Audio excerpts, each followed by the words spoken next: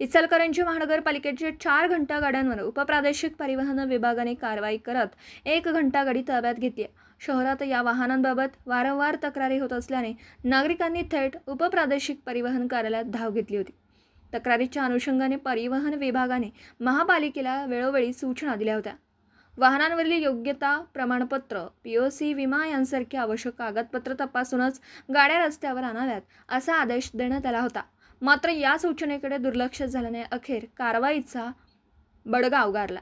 Sangli road, कापड market, Vikramnagar व शहापूर या ठिकाणी केलेल्या तपासणीत 4 वाहनांवर 20,000 रुपयांचा दंड आकारण्यात आला असून 1 गाडी जप्त करण्यात आली। दरम्यान महापालिकेच्या इतर काही वाहनांची योग्यता प्रमाणपत्र अद्याप नूतनीकरण झालेली नाहीत, ती तात्काळ करून घ्यावीत, अन्यथा कठोर कारवाई होणार असल्याचा इशारा सहाय्यक प्रादेशिक परिवहन अधिकारी विजय इंगवले यांनी दिली।